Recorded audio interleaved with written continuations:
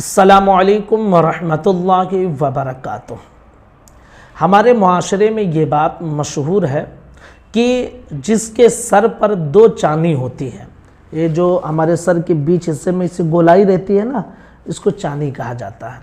तो किसी किसी को आपने देखा होगा कि सर के बिचले हिस्से में सिर्फ एक जगह रहती है और किसी को दो रहती है ना, इधर और इधर दो हो जाती हैं।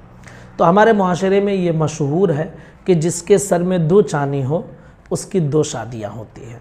तो सवाल इसी के मुतालिक पूछा गया है कि ज़िंदगी में किन लोगों की दो शादियां होती हैं, क्या वाकई में जिनके सर में दो चानियां होती हैं तो उनकी दो शादियां होती हैं। तो इसके मुतालिक आज हम आपके सामने इस बात को क्लियर करेंगे, ध्यान से सुनकर समझ लीजिए। हमारे मुआशरे में बहुत सारे तवहुमात, बहुत सारी रस्में, बहुत सारी फजूल चीज़ें राइज हैं।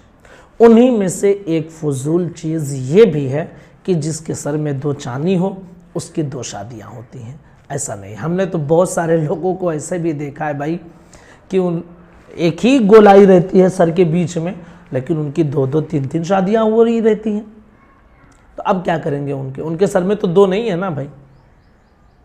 और ऐसा भी हमने देखा है कि जिनके सर में दो चानियां होती हैं उनकी ज़िंदगी में एक ही शादी होती है और बहुत सारे लोग कुंवारे ही रह जाते हैं। तो फिर अब क्या करेंगे। तो ये सब फजूल चीज़ें हैं, तवहुमी चीज़ें हैं, रस्मी चीज़ें हैं। बड़ों ने न जाने कहाँ से इसको राइज कर दिया है, इसकी शरीयत में कोई असल नहीं है। जिसकी तकदीर में दो शादियाँ लिखी रहती हैं उनकी दो शादियां होती हैं, जिनकी चार लिखी हैं चार होती हैं, जिनकी एक लिखी है एक शादी होती है, और जिनकी तकदीर कुंवारे ही रहना लिखा रहता है तो वो ज़िंदगी भर कुंवारे ही रह जाते हैं। ये चानी और बाल की गोलाई ये सबसे कुछ होता नहीं है, ये सब रस्मी चीज़ें हैं और ये सब ढकोसले बाबाओं ने राइज किया है, इसकी कोई असल नहीं है। अस्सलामु अलैकुम व रहमतुल्लाहि व बरकातुहू।